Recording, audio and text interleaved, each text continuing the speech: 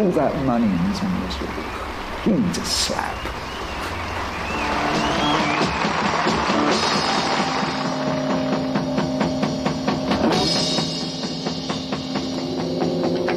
I don't remember thinking anything except a sort of cloud, a drifting of clouds.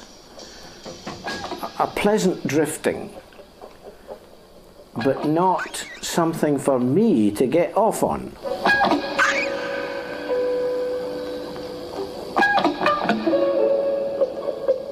You have to be prepared to let your defences down and go with the flow when you listen to Pink Floyd. You're not going to get instant impact rock and roll. It's something that seduces you and makes you think.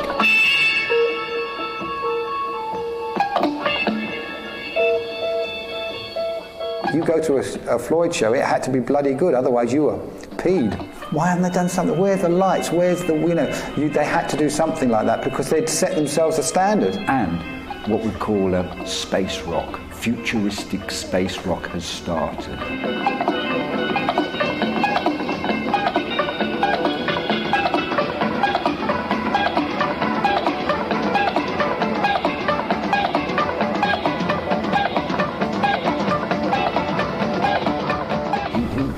Who was that? It's like, well, that was Pink Floyd, my son. Go forth and buy the record and find out for yourself how good they are.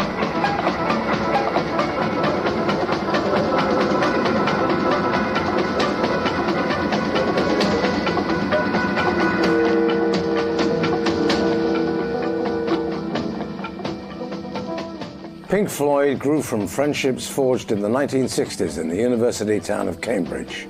Britain was then in the grip of psychedelia and the hippie scene as well. By 1967, after the obligatory personnel shuffles, Syd Barrett fronted a band which moved to London and now comprised himself on lead vocal and guitar, Roger Waters on bass, Wright on the keyboards, and Nick Mason on the drums.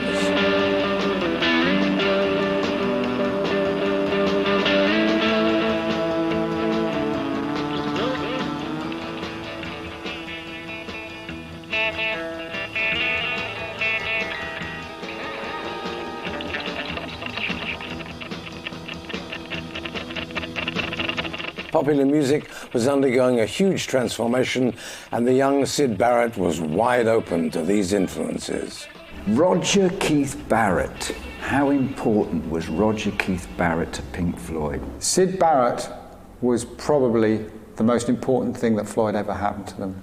It was his conception and his idea and mind that set the pattern for Floyd. Even though he left prematurely, it was his lyrics and things like Arnold Lane. That was really Syd Barrett. It was the phase one.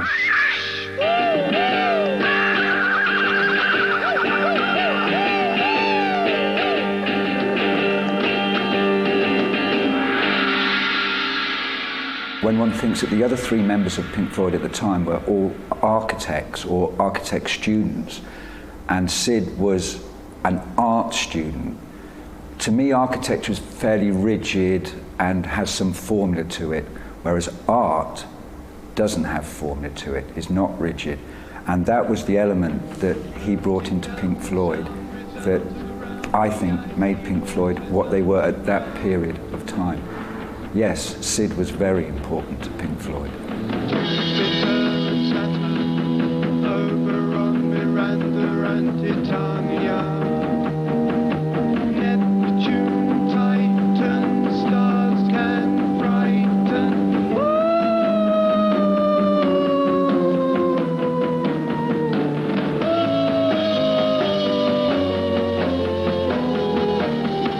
He wasn't Floyd completely, but he was the character of Floyd. It was his heart and soul that made that first couple of albums. It's obvious that Syd loved music, he loved mysticism, and he loved hallucinogenics and wasn't afraid to use them.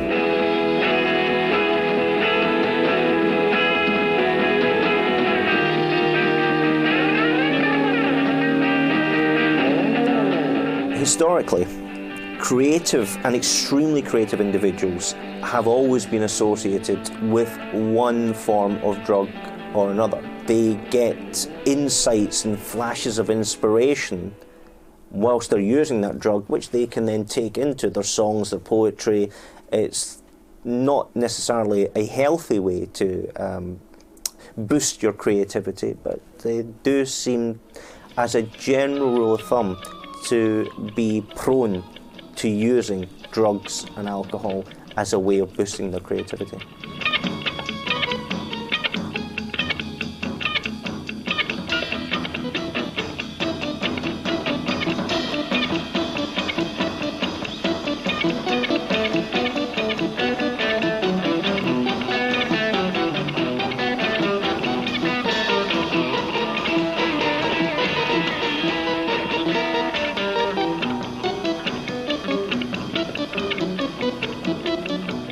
Syd was the creative force behind the original recording lineup of Pink Floyd. Not only was he the lead vocalist and the guitarist, he was also the writer of all the fledgling group's material. Collecting clothes, moonshine, washing lines. They seem to hide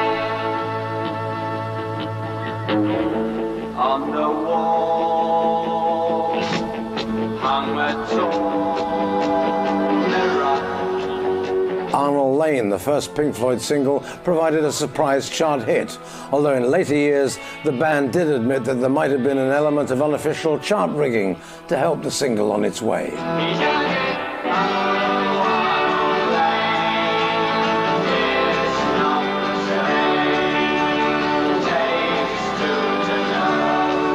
It was banned by Radio London because it had references to transvestitism and also to nicking underwear. But we hyped it a bit with a gentleman whose name I wouldn't dream of revealing, who in those days could enable you to improve your chart position for comparatively small expenditure. We managed to hype it to 21. Emily tries but misunderstands. She's often implied to borrow somebody's dreams till tomorrow. There is no other way. Let's try it another way. You'll lose your mind and play. 3 grades from see Emily play. The follow-up single, See Emily Play, also a hit, gave EMI Records the confidence to put Pink Floyd in the studio to record a full album. This was to be called Piper at the Gates of Dawn.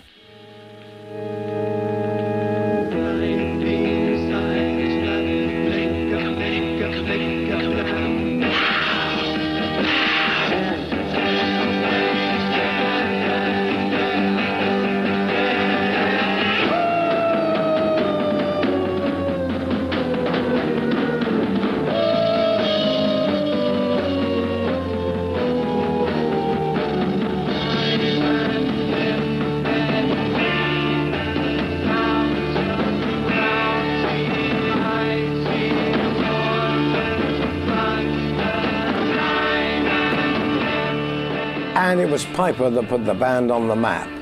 Its endearing brand of psychedelic whimsy was perfect for the mood of the day.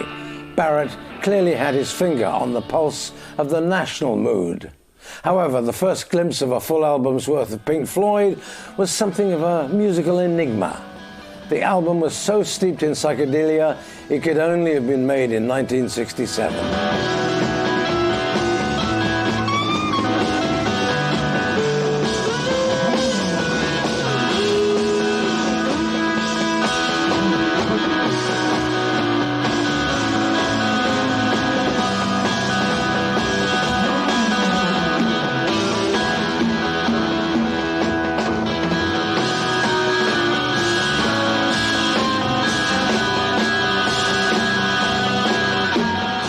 Alongside Barrett's whimsical-mannered compositions, such as The Gnome and Bike, we find full-blown space rock epics like Interstellar Overdrive and Astronomy Domini.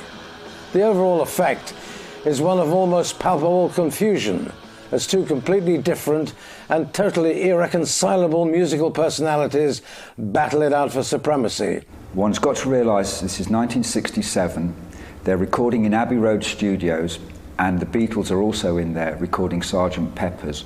That and Sgt. Pepper's are defining moments in English psychedelic rock music, full stop. When you look at that album, it's actually not an album. It's like before that, people just made singles and they put tracks together and that made an album. There was a little bit of that. There were songs on it like Interstellar Overdrive, but it wasn't a complete album really. It was like, shit, we've made this bloody record. We've had hits with this mad band. We better put a bloody album out. I think musically successful, immediately at the time, probably not, but in hindsight, absolutely essential, successful music.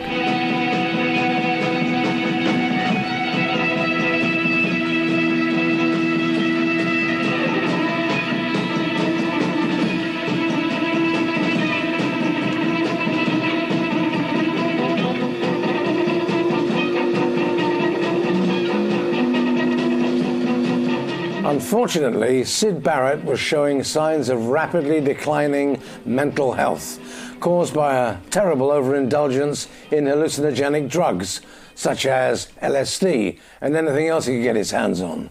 By the time the band came to make its second album, Syd was no longer functioning as either performer or writer. The fun-loving young man who produced the inspired Flights of Fancy on the first album had become a victim of the drug culture that he celebrated in his music.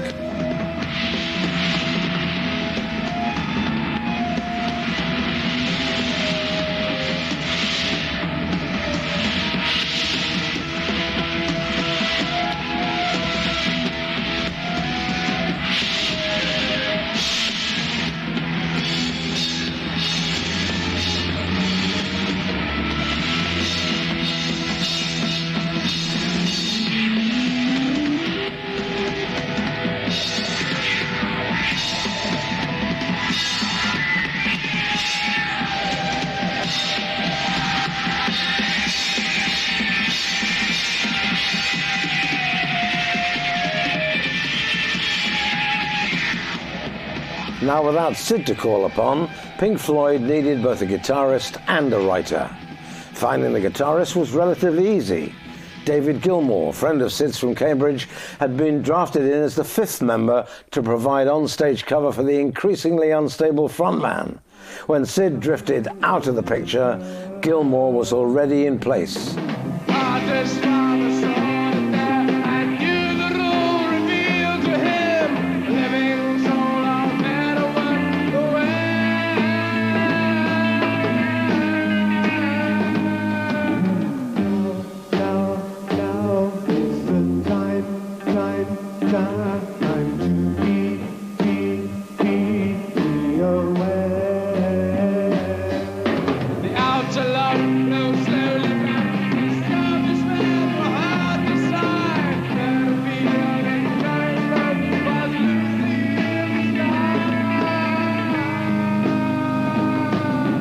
Filling the gap left by Barrett the writer proved to be somewhat bigger of a challenge.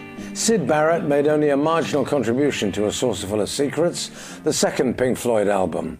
The pop sensibilities of Piper are increasingly buried under layers of avant-garde experimentation as Floyd begin to grasp their way towards the sound which made them a worldwide success.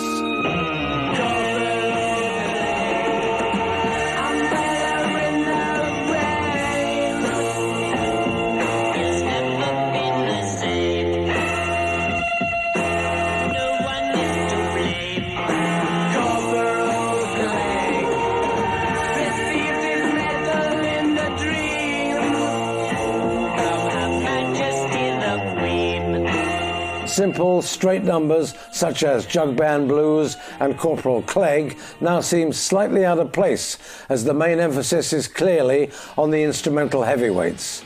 Highlights include Set the Controls for the Heart of the Sun and the Heavenly Voices section of the title track.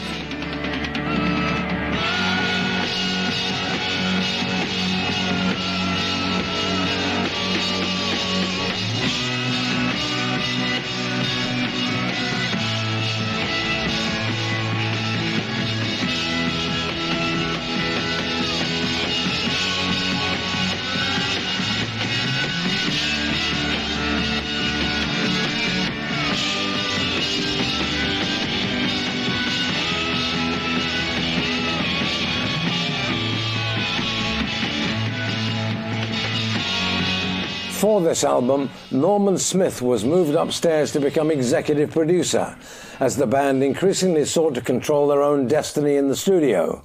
The results are definitely patchy, but there are enough pointers as to where Floyd were going. Saucer Full of Secrets, for me, was the first Floyd album. It was a transition period from Syd obviously going completely bonkers and Dave Gilmour coming into the band. And Syd was still there, and I believe he was involved with 3 of the tracks, possibly playing guitar, and also wrote the track Jug Band Blues, which says it kind of all about Syd, really, when you listen to that track. I don't care if the sun doesn't shine, and I don't care if nothing is mine, and I don't care if I'm nervous with you. I'll do my loving in the winter.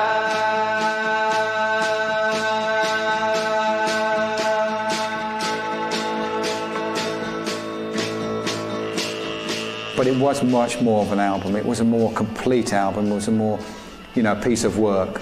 And it was where they were always going to go. Floyd were doing all these new interesting things, experimenting with sound effects, and but certainly Rick Wright had a lot to do with producing the interesting keyboard effects. He played a Hammond organ, and he was a trained classical pianist, but rather than being a jazz group, Pink Floyd were a kind of an extension of that. It was the new jazz, in a way, what they were doing. If you asked any of the guys, they'd probably say they were better musicians because they were progressing, So maybe it was a better album. For my taste, I thought both records were great. They were just moving on and you were going with them.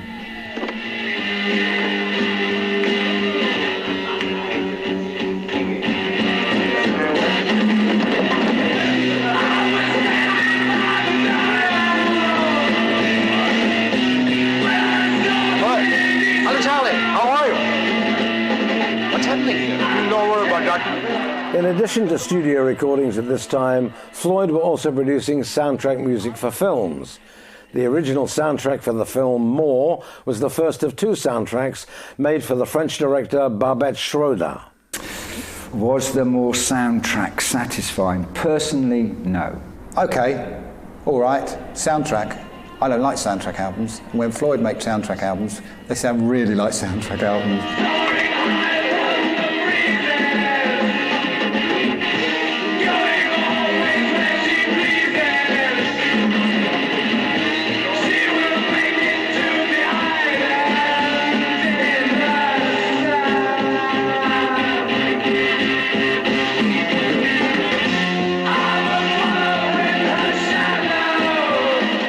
Anglo-American rock was not big in France until that album came out, and for Pink Floyd, again, a good move. For me, as a Floyd fan, it was like a little aside, waiting for the next proper record.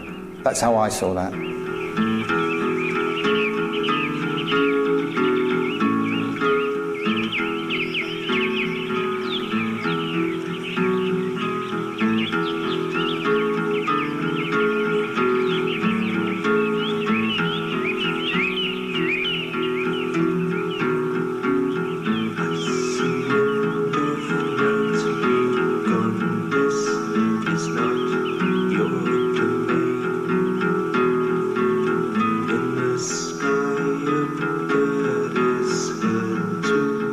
With the band still working to find a solid direction in writing terms, Ummagumma, the next album, was to be a curious hybrid. Ummagumma was a double album, released at a time when double releases were still very rare. It included a whole disc of studio recordings featuring individual compositions by the 4 members. The second disc was live performances of material from the first 2 albums. Hear the lark and hearken to the barking of the dog fox, gone to ground.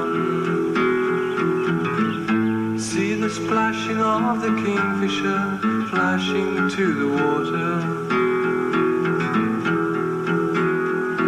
The river of green is sliding unseen beneath the trees.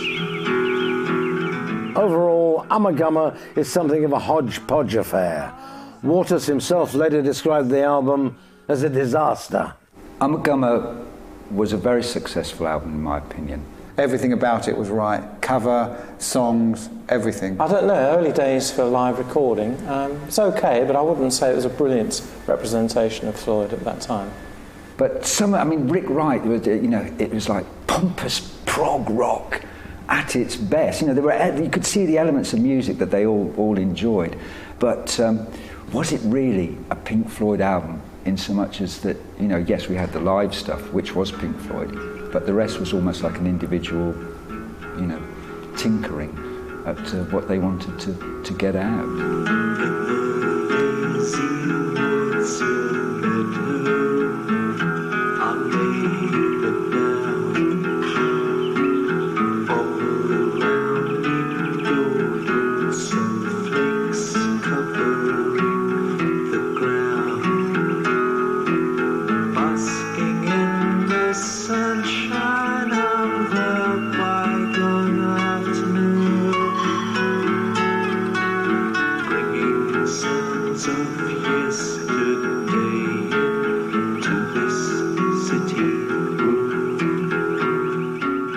As the 60s gave way to the 70s, the signs were that the new decade would be kind to Pink Floyd, but no one could have predicted or even dreamt just how successful the band would become.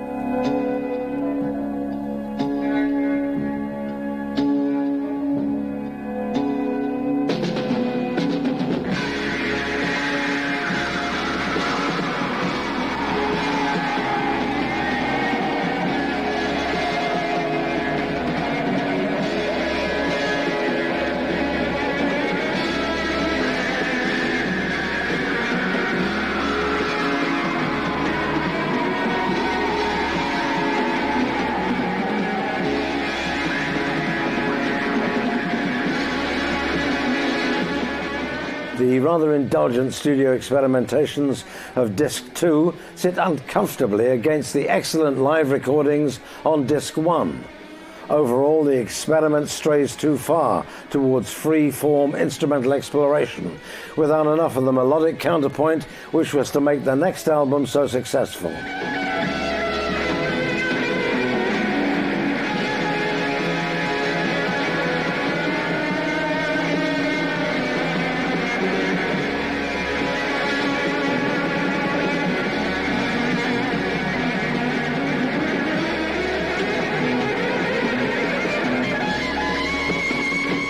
Although Gilmour had proved an inconsistent experience, the band continued to work hard, and the constant touring saw them improve very much in the live arena. Life on tour and playing together almost every night was sharpening up the group's collective skills as a writing unit as well.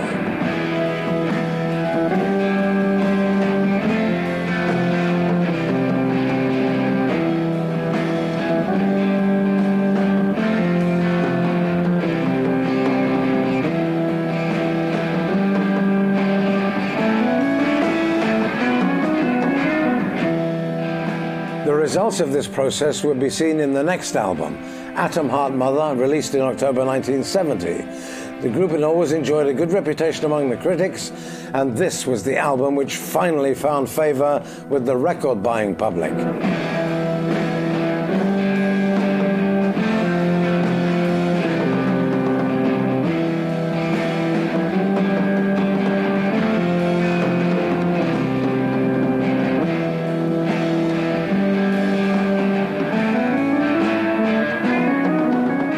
The whole first side of the album comprised an avant-garde instrumental piece featuring choir and orchestral elements arranged by Ron Geeson. Despite this, Atom Heart Mother went to #1 in the British album charts.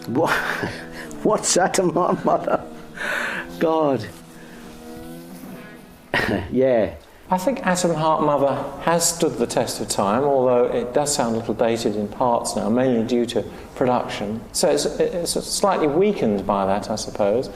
But on the other hand, you still get all the kind of sense of space and mystery and intrigue that was Pink Floyd's forte, really. My job was to craft something sensible on top of this rather cobbled collage or montage and make it look like it was working.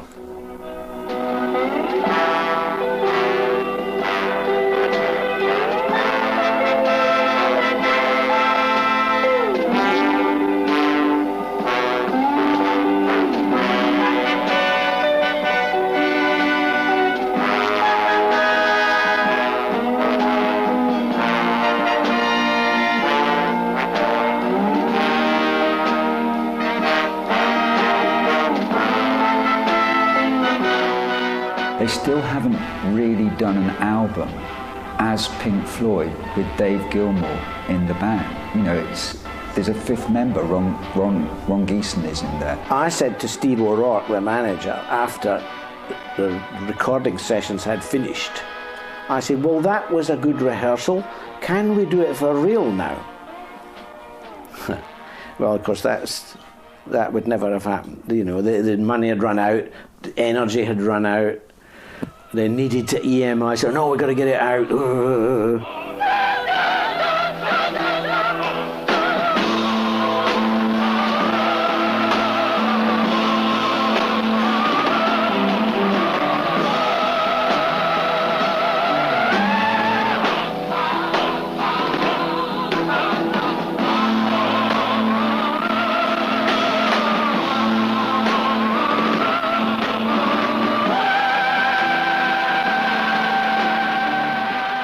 They did things with great taste. They had a way of doing things that didn't sound naff. They had a way of doing things that didn't sound cheap and cheesy. They did things with a lot of style. It's not bad. It's not a bad little number. It's rather obvious, but it was, again, it was all that could be done with all the material and confinements, various. I know that the band themselves knew it was a rushed album, so that was a weakness in itself. You know, it could probably have been better.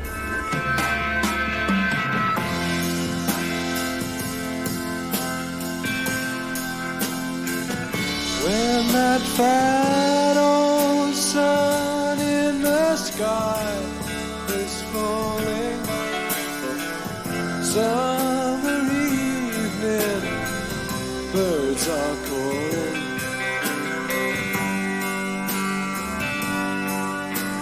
Summer Sunday, and New Year,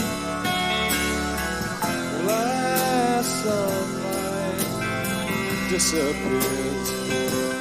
Atom Heart Mother featured more of the gentler, pastoral Floyd sound, which characterised the albums around about this time. The Roger Waters song If and Gilmour's Fat Old Son proved to be the highlights of the mellow second side of the album. And if you hear, don't make a sound. Pick your feet up off the ground. And if you hear, as the warm night falls, a silver sound from a tongue string, sing to me.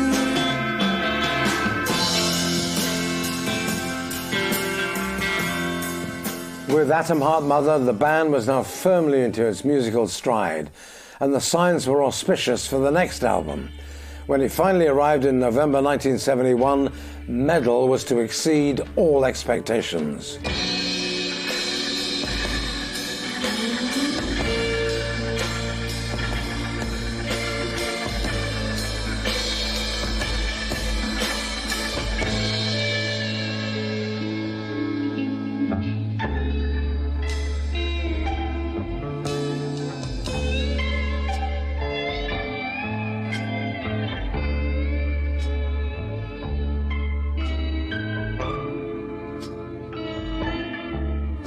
With this album, Pink Floyd demonstrated that the group had learned how to take their original sound effects, which the band had made their own, and weave them together with the music to create a seamless blend, which was to become synonymous with Pink Floyd. The results are best seen still in Echoes, a classic slice of Pink Floyd.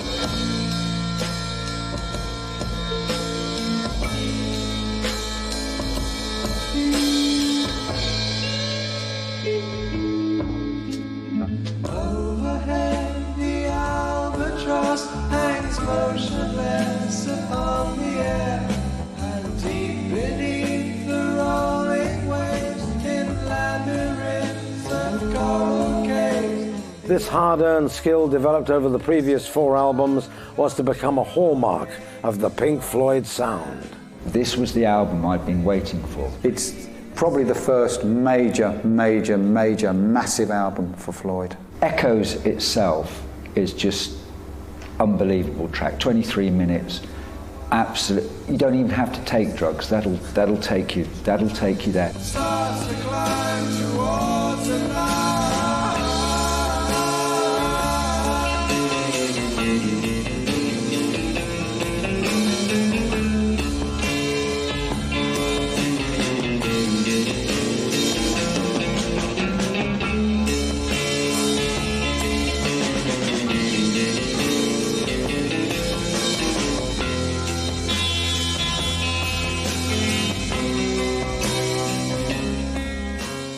I think the beginning of Roger Waters taking control, he's now coming out of himself.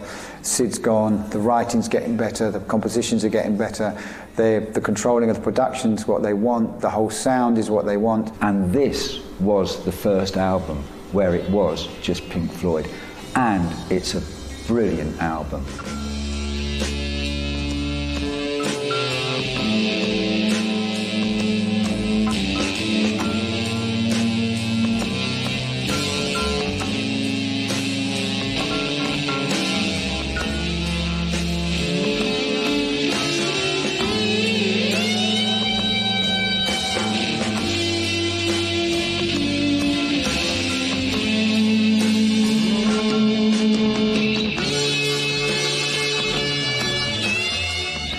The real Pink Floyd masterpiece, however, was just around the corner. In March 1973, Pink Floyd released the album which would take them into the musical stratosphere, Dark Side of the Moon. Taking away the moments that make up a dull day. You fritter and waste the hours in an offhand way. Kicking around on a piece of ground in your hometown, waiting for someone or something to show you the way. Dark Side of the Moon is universally recognized as a masterpiece. This, the ultimate Floyd album, captured just the right blend of lyricism, inspired instrumental passages, sound effects, and genuine musical innovation. And then one day you find 10 years have got behind you. No one told you when to run. You missed the starting gun.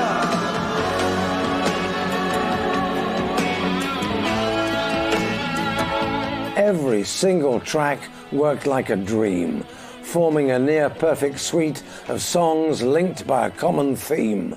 Roger's quote is, if you want a theme, then it's life with a heartbeat. And that, what the hell does that mean? Dark Side of the Moon was a phenomenon as an album in its own, as an album itself, as much as Sgt. Pepper, as much as Sticky Fingers, as much as Blonde on Blonde. It's an album that will always be up there with the greats. And you run, catch up with the sun, but it's sinking. And racing around to come up behind you again.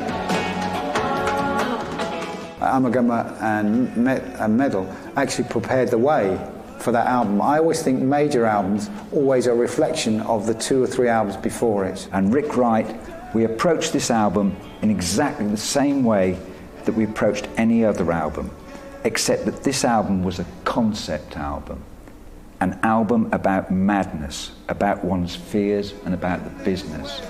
And I think that's why musically it was successful.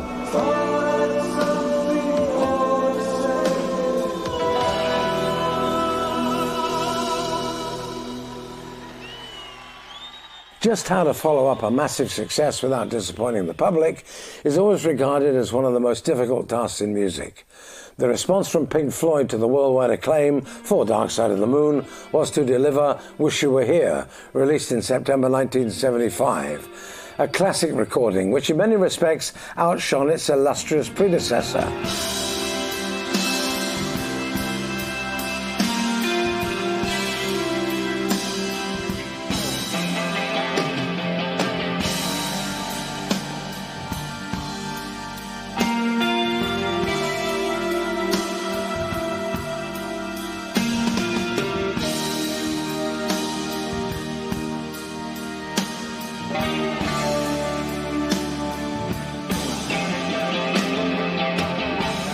Shine On You Crazy Diamond, with its majestic introduction, is arguably the finest recording in the entire Pink Floyd canon.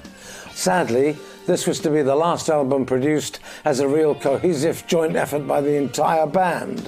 From this point onwards, the balance of the creative power would lie with Roger Waters. The band itself was probably on the brink of disintegrating. A lot of tension, I believe, about greed in the band, of all things. When I put it on for the first time, I thought, yeah, that's really good. It's got all the Floydisms in it, but they're presented better, the stereo sounds better, the tricks are better. That's what I liked about Wish You Were Here. To me, it was a better produced record.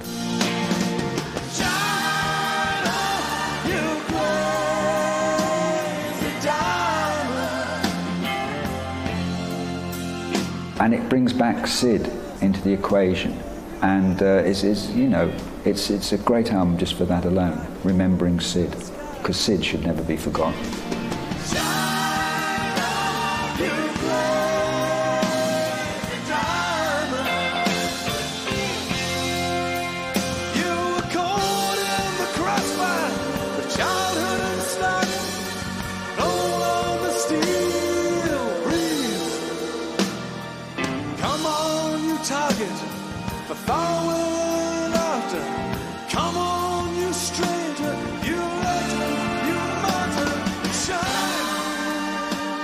Animals, released in January 1977, was the first of 3 Floyd albums which were masterminded by Roger Waters. Fortunately, the album also coincided with Waters reaching his very best form as a writer.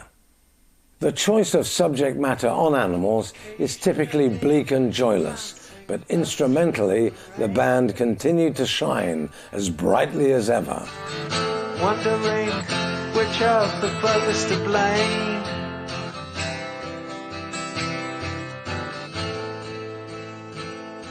And watching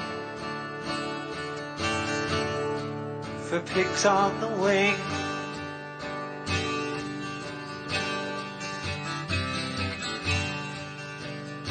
Often overlooked in favour of what went before and after, Animals represented another milestone in the run of amazing Floyd albums, which stretched unbroken from 1970 to 1981.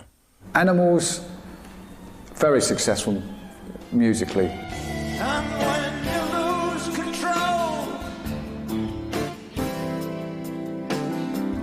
you'll reap the harvest you have sown.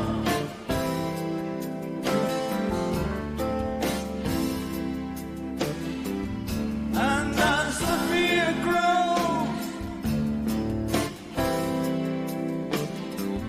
the bad blood slows and turns to gold. To me, this was the period where I sort of started losing a little bit of interest in Pink Floyd. I see a little bit more tugging and pulling. You can hear a little bit of that as well. But a great record, really well played, even better produced, and great sounds, great playing, great playing.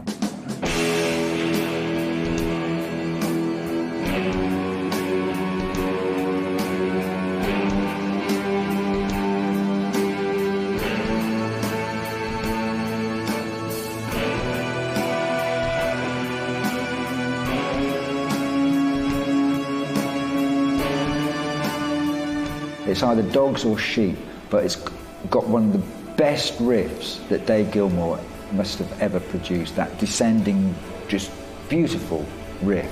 And again, for that track alone, you know, I'd buy the album, but it's not one I would stick on, you know, out of choice.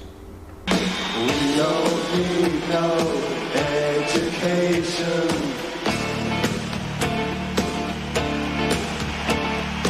We don't need no thought control.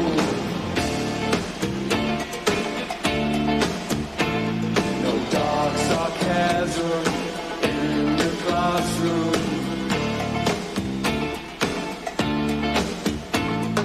Teachers leave them kids alone.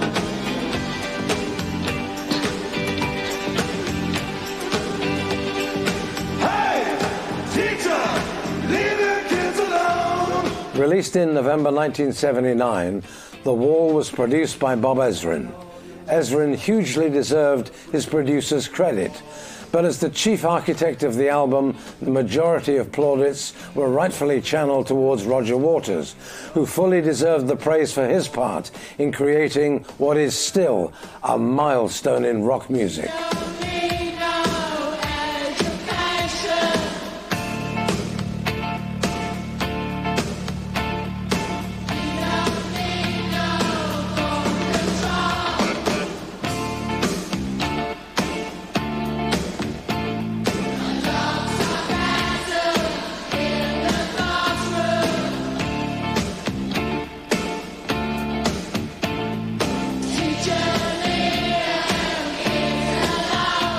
The theme of the album is relentlessly downbeat. Once again, there are no uplifting or joyful passages, just rants against education, the military, the music business, and the human condition generally. With some justification, David Gilmour was later to describe the album as one long moan.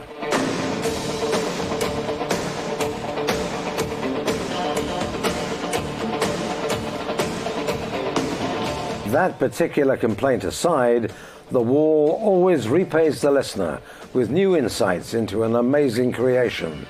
A magnificent achievement which stretches the horizons of Pink Floyd's musical scope to include a worldwide hit single, an ingenious Gilbert and Sullivan pastiche, and two genuine highlights from the Floyd repertoire, Run Like Hell and Comfortably Numb.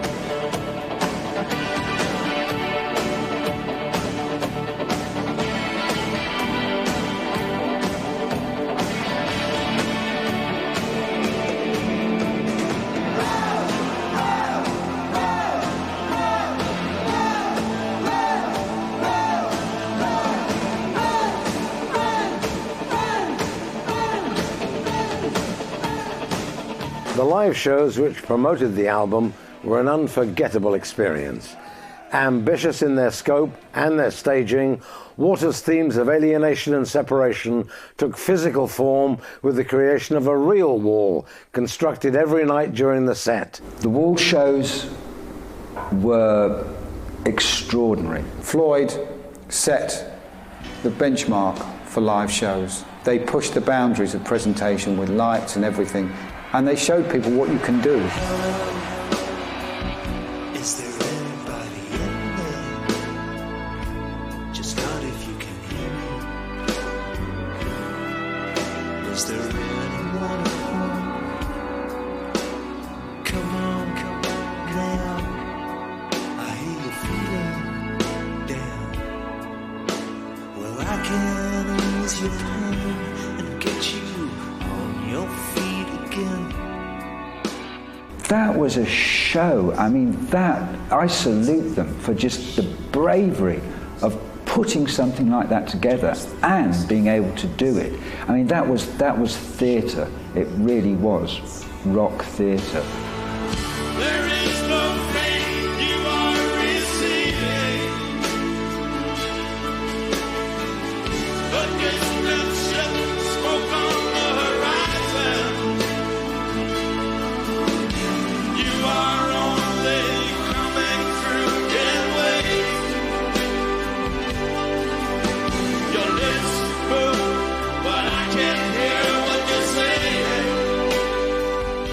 Floyd music is quite an abstract thing, and it's got loads of melodies, it's got lots of stories, it could be depressing, and how do you take that on the road? It could actually be a very depressing concert, but actually it's an incredibly entertaining concert and very, very cleverly done.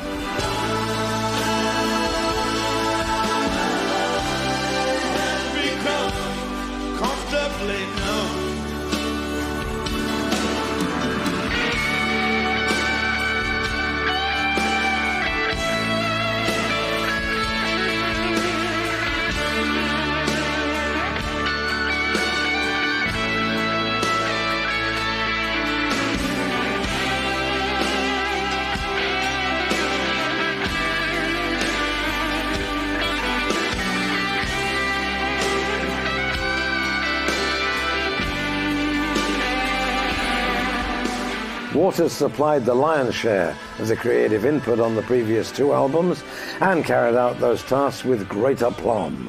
Nonetheless, both Animals and The Wall still felt like Floyd albums. That situation was about to change. Rising tensions between Roger Waters and Rick Wright led to the keyboard player being sacked. As a composer-writer, I think Rick Wright was very important. And I think Rick Wright actually did keep the spirit of Syd alive. But all the songs that, you go through the albums and check out the song, apart from Sisyphus on Ummagumma, check out all the other songs on the album that Rick Wright's written. And they've got that Syd quality. When he left, it did change things quite a lot. Although he came back for tours and he came back not as a member, but as like a sort of more of a session-y thing, he still made a lot of difference. It was a crack in the wall when he left, not a brick. Yeah, it was sad. It was sad. But, here's a man who's made so much money. He's in a band that are constantly at each other's throats. I mean, I know what I'd do in that situation. Yeah, see you boys, I'm going off to yacht around the world. And be happy.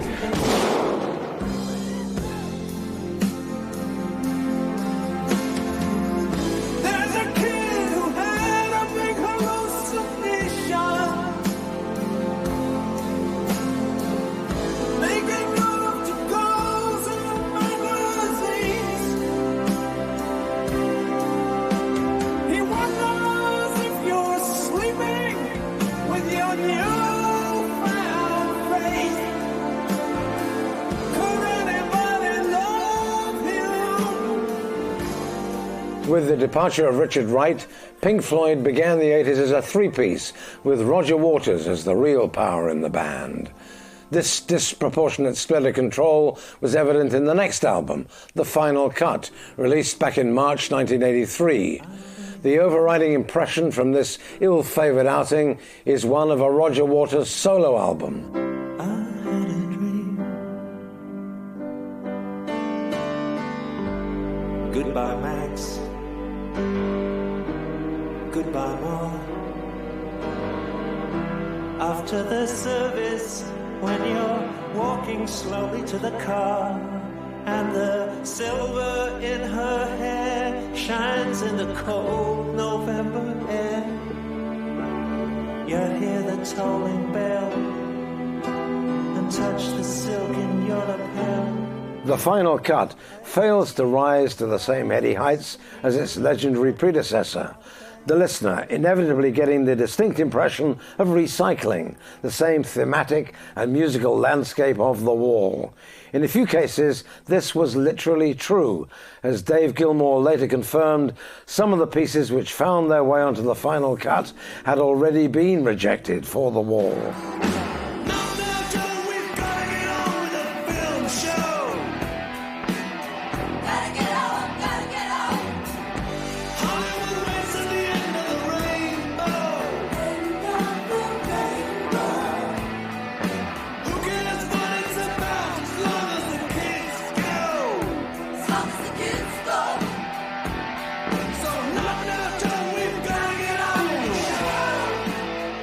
By now, the heart had definitely left the band, with only Waters producing new material in volume. Surprisingly, however, it was Waters who chose to pursue the solo path, taking his pros and cons of hitchhiking tour onto the road. Flight of fancy on the wheels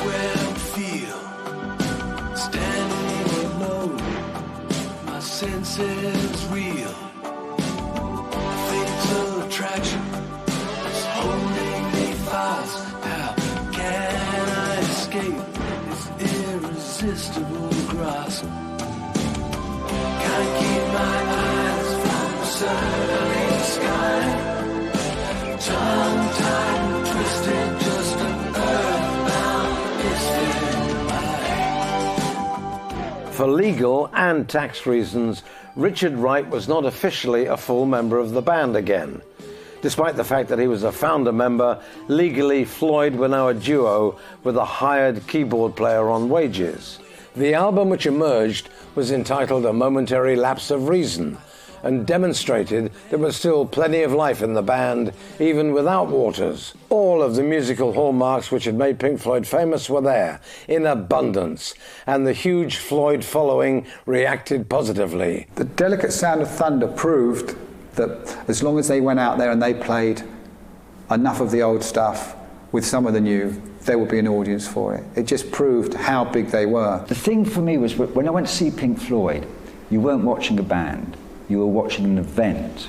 There was so much going on that at some point during the performance, the band almost disappeared. It didn't matter who was and who wasn't there, because you were buying into, it was like seeing someone conduct Mozart. They still played Mozart.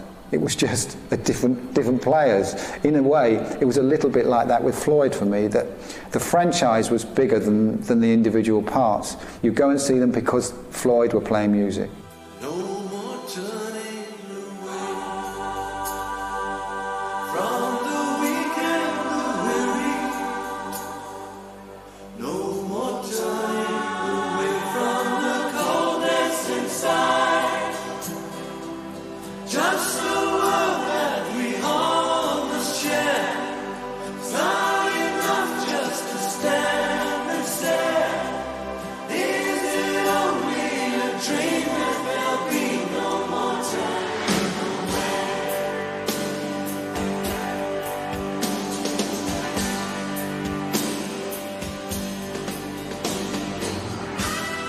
It must have been a frustrating time for Roger Waters, as he was then producing some of the most interesting work of his career.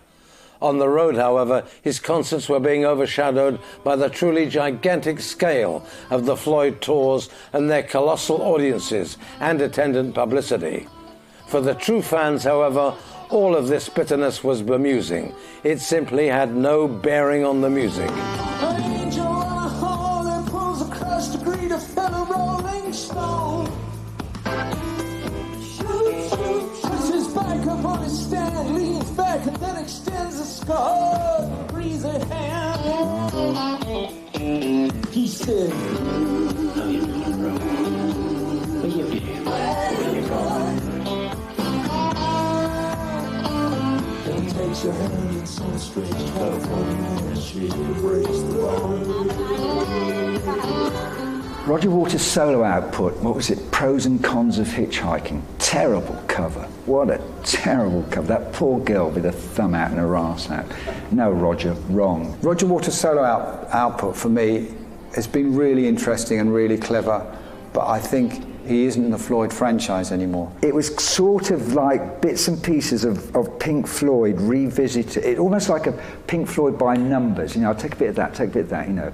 And it was like, oh, I've sort of heard this before, you know. And I really did try to like it, but no, didn't do it.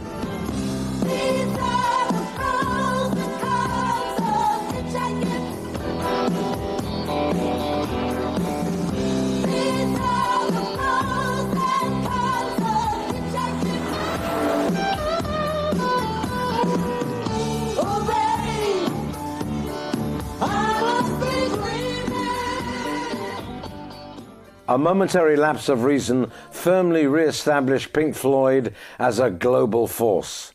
However, it did not represent the band's best work. The next album was to address that criticism. The Division Bell, released in April 1994, was an altogether superior effort. Careful, studied and mannered, the album flows together as a suite of songs. And for the first time in history, Pink Floyd had an album which went to #1 in both Britain and America. Beyond the horizon of the place we lived when we were young, in a world of magnets and miracles, our thoughts strayed constantly and without boundary. The ringing of the division bell had begun. Was the Division Bell a success in musical terms? A lot of the post-Roger Waters stuff was good. I just think that people tend to criticise it because Roger wasn't involved in it, but actually I think that it's still Floyd. To be honest, only listened to the album once, didn't do it for me, but I'm sure it sold millions and millions, so yes, it was a success. It has the sound, it has the atmosphere, it has the genre, it has everything about it. It still works as a piece of music. But as far as turning me on to Pink Floyd again, nah. The grass was greener,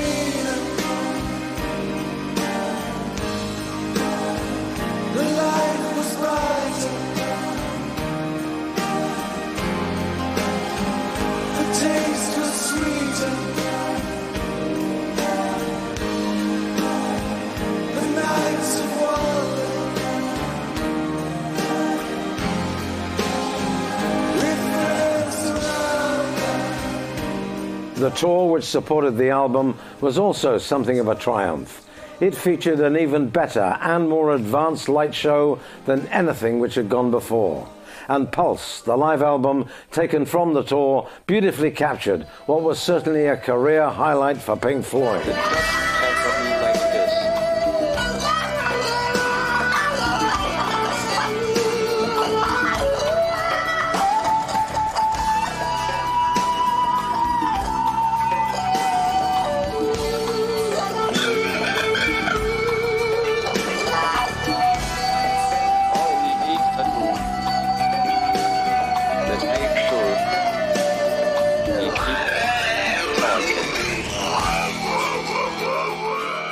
Following the death of long-term manager Steve O'Rourke, David Gilmour announced to the world that he felt disinclined to continue to carry the weight of the Floyd juggernaut upon his shoulders. If there ever was a good example of the old adage that it's best to quit at the top, then this was it. Did Floyd do the right thing by retiring after Pulse? By God, they did do the right thing. And I hope they never f***ing return.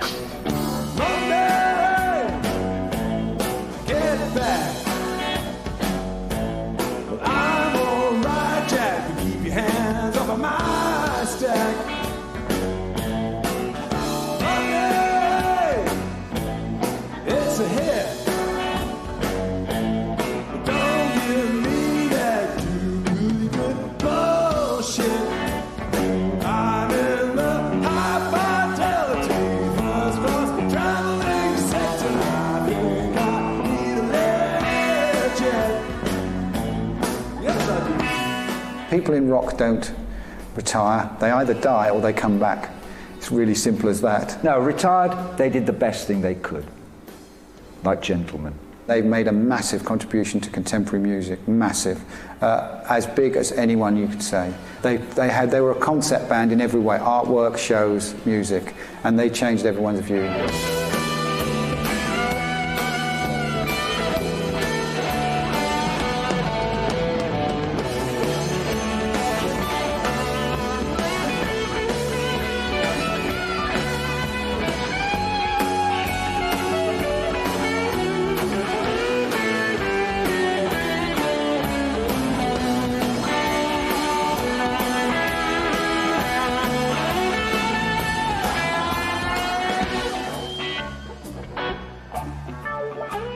Pink Floyd bowed out of the recording studio in 1994 with a magnificent best-selling album, a gigantic, awe-inspiring live show, a wonderful musical legacy, and an unmatched reputation for excellence, all left blissfully intact with no sad decline into mediocrity to taint the brilliance.